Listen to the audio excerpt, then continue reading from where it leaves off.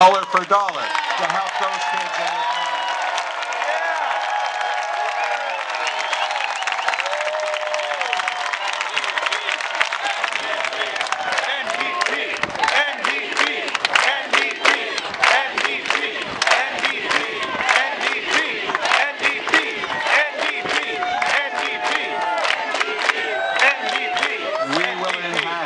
And strengthen retirement security for seniors today and for generations to come. We will lift 200,000 seniors out of poverty because I don't accept that after spending a lifetime building this country, any senior in Canada should spend their retirement years living in poverty.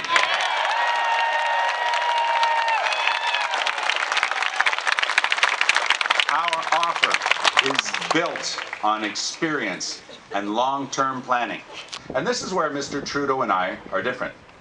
His inexperience leads him to believe that he can vote for a $15 an hour federal minimum wage and then campaign against it. Is that the change we need in Ottawa? No! Flip-flop! You remember when Justin Trudeau said that he opposed Bill C-51? And what did he do?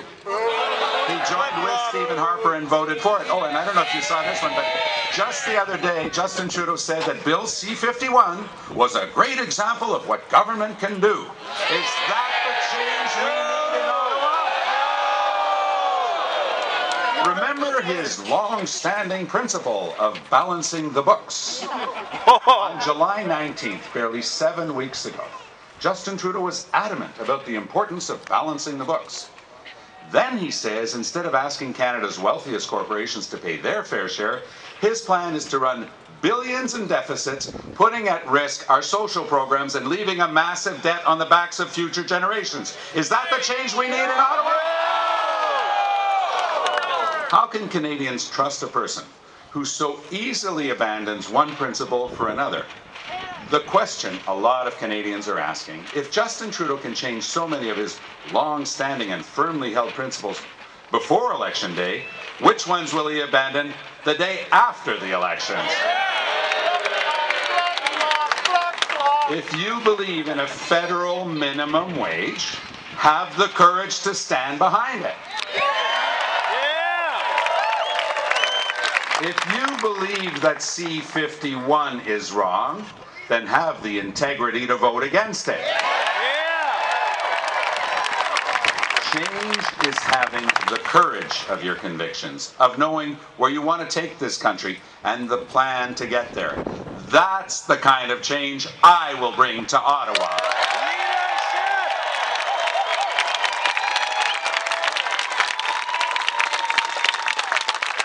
My plan is built on my experience and my values, the Canadian values that I learned growing up. As the second oldest of 10 kids, Colleen, Tommy, Peter, Jeannie, Danny, Debbie, Sheila, Maureen, Kelly, and Sean, it wasn't always easy. We worked hard, we lived within our means, and we looked out for each other. I worked my way through law school and dedicated myself to public service because I wanted to help people.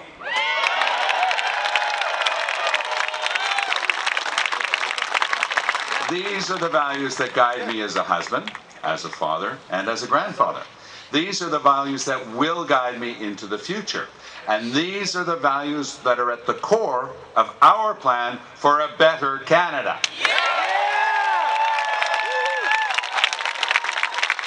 Here's where I stand. Here's what I believe. I stand for a $15 an hour federal minimum wage. Because I believe that no one should work full-time and live below the poverty line. I stand committed to the goal of ending violence against women,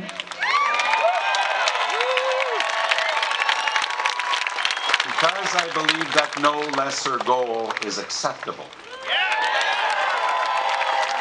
I stand committed to launching an inquiry into missing and murdered Indigenous women.